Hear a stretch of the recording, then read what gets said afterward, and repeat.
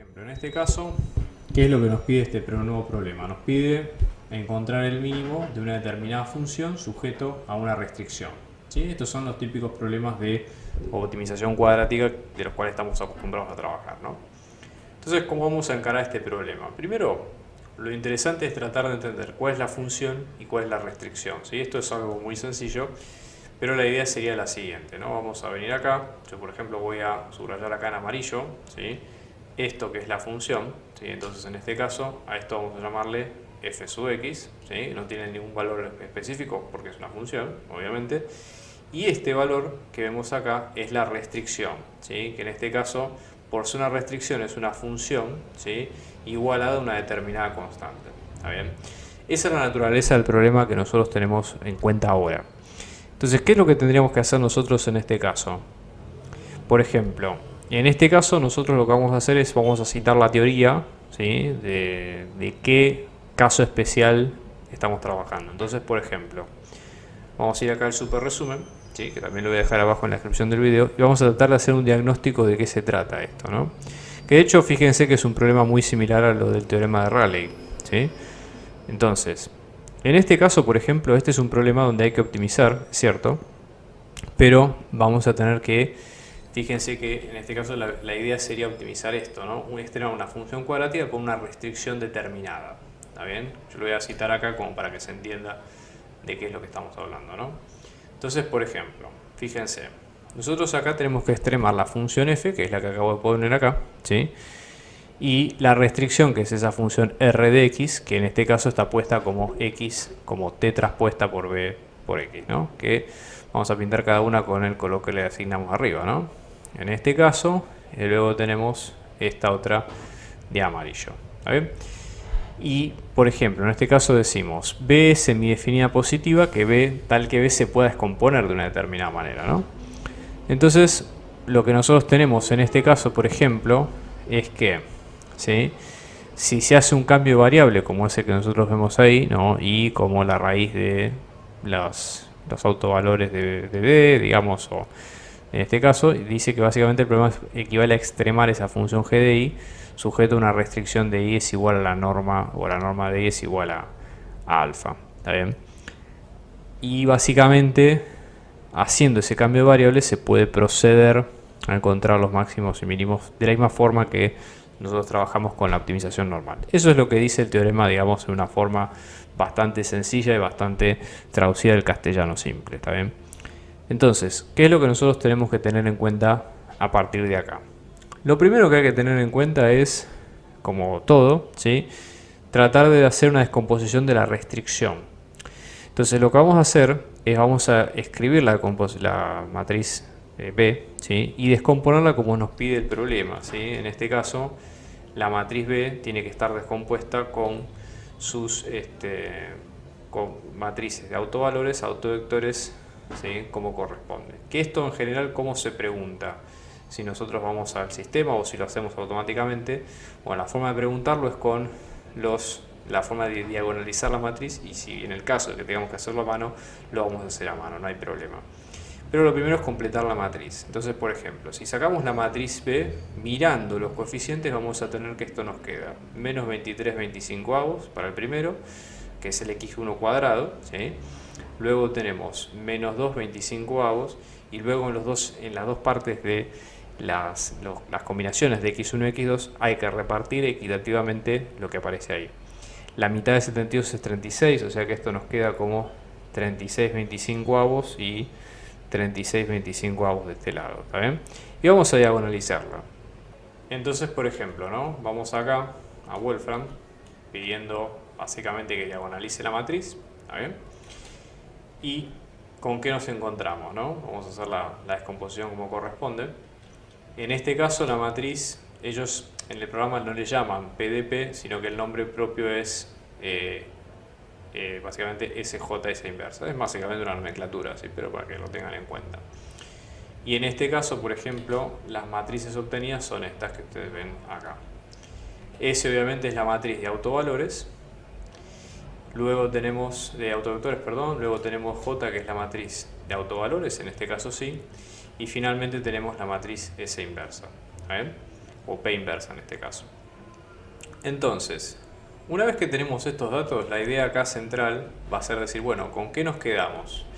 Porque ¿qué es lo que decía el teorema? Básicamente el teorema dice que una vez que uno hace el cambio de variable, digamos, la aposta con esto es que yo puedo trabajar optimizando el problema teniendo en cuenta de que mi valor alfa con el cual estuve trabajando me queda con una norma determinada, así que en este caso es el de 1.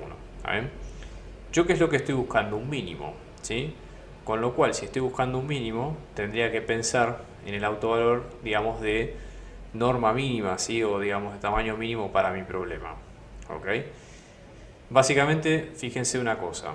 Nosotros de los dos autovalores que tenemos acá, vamos a tener el 2, el menos 2, ¿sí? Que está asociado con este autovector, ¿sí? Y luego tenemos otro, que en este caso es el 1, que estoy pintando acá en celeste, que está asociado con este autovector.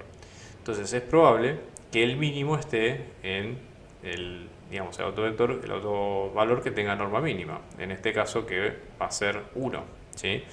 Por lo tanto, el autovector asociado a este, o el autoespacio, mejor dicho, asociado a este, va a estar dada por esto, por 3/4 y 1. ¿Cuáles son los pasos a seguir? Como yo ya sé que el vector va a estar en esta dirección, ¿sí? Lo que hay que hacer es reemplazarlo dentro de la función. Pero primero hay que hacer un par de cosas. Por ejemplo, tengo que asegurarme que en la restricción, cuando yo reemplace este vector, ¿sí? Este vector efectivamente sea igual a 1 al momento de reemplazarlo. ¿Está bien? Y de todas maneras, no hace falta, ¿sí? Trabajar con la versión original porque nosotros podemos trabajar con la versión transformada, ¿sí? Es decir, con el cambio de variables con x y con y, como ustedes ven acá. Entonces, por ejemplo, en este caso, lo que yo les sugiero es trabajar siempre con el autoespacio, ¿sí? De norma 1. Esto no está normalizado, ¿no? Entonces, por ejemplo, un primer paso sería, supongamos que primero multiplicamos este vector por 4, por ejemplo, para que nos quede un vector un poquito más lindo. Y como la norma de esto es 5, ¿sí? El vector normalizado, en este caso nos queda como 3/5, 4/5. Pero ¿qué pasa? En realidad no es este vector, sino que es un vector que está generado por él mismo, ¿sí? Entonces, en este caso reemplazado, si nosotros lo reemplazamos acá, ¿sí? Nuestro mínimo estaría en un valor de este estilo. Entonces, el vector mínimo real va a ser, si está generado por este vector, que es el 3/5, 4/5, ¿sí?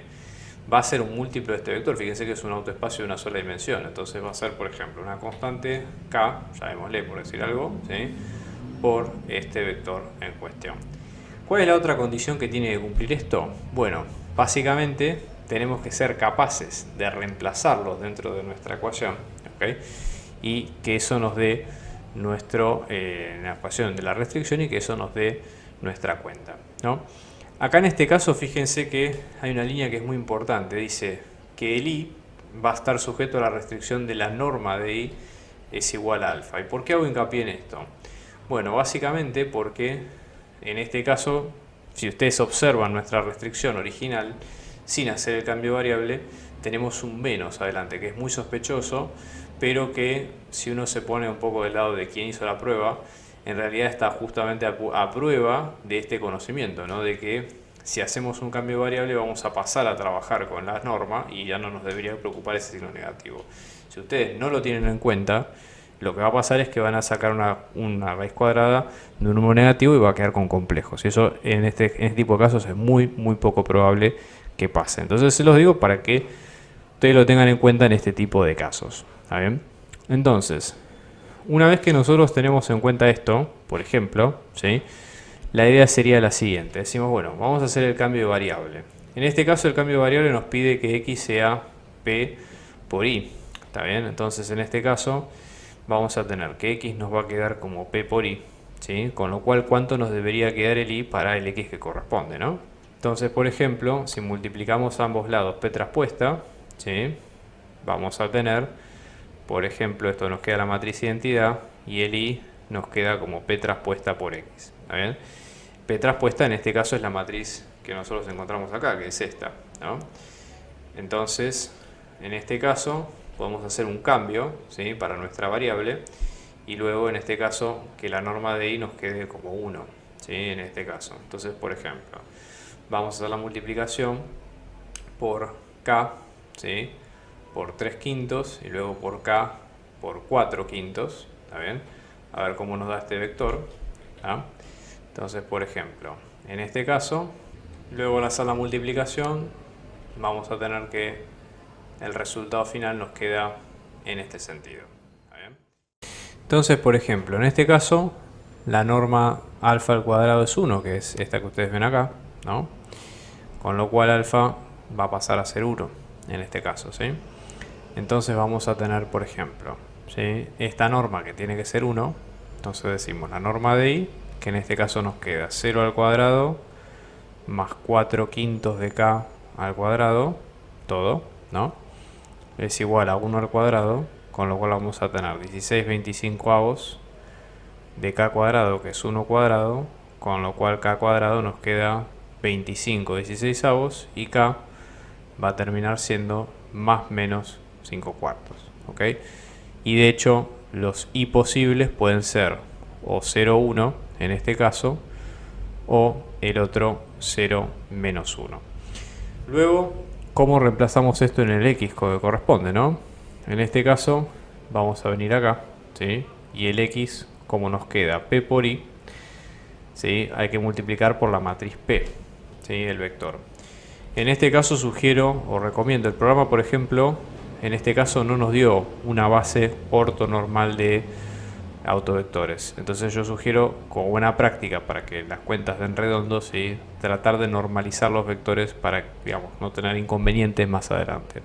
Entonces, por ejemplo, lo que vamos a hacer es, a partir de esta matriz, vamos a obtener la matriz P, que se obtiene normalizando los vectores de cada columna.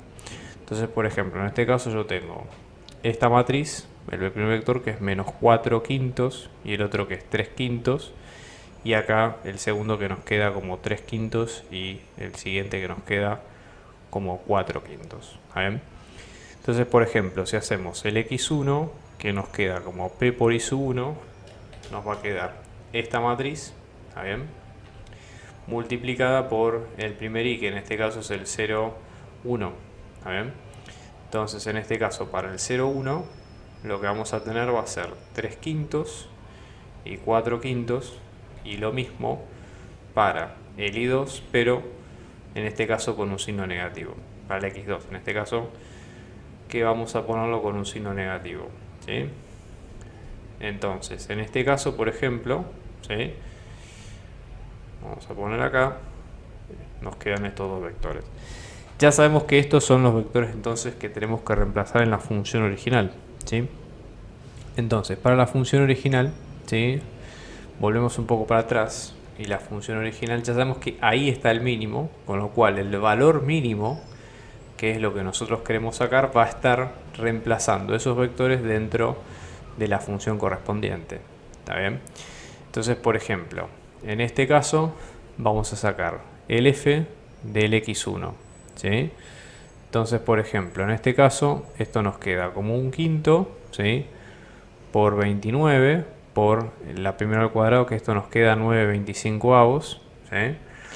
Luego vamos a tener 24, ¿sí?, por 3 por 4 sobre 25, y luego en este caso vamos a tener 36 por 16 25avos. ¿Está bien? Entonces, por ejemplo, si sacamos factor común un 25avos, ¿qué vamos a tener? En este caso, 29 por 9, ¿no? Es un quinto de todo, ¿no? Acá aclaramos por las dudas. Con lo cual, en este caso, lo que vamos a tener es 5 por 25, que es 125. Si en cada caso vamos a tener 29 por 9, más 24 por 12, más 36 por 16. ¿Está bien? Entonces, por ejemplo, esto nos queda como 1125 sobre 125. ¿Está bien? Que en este caso nos queda 9. ¿Sí?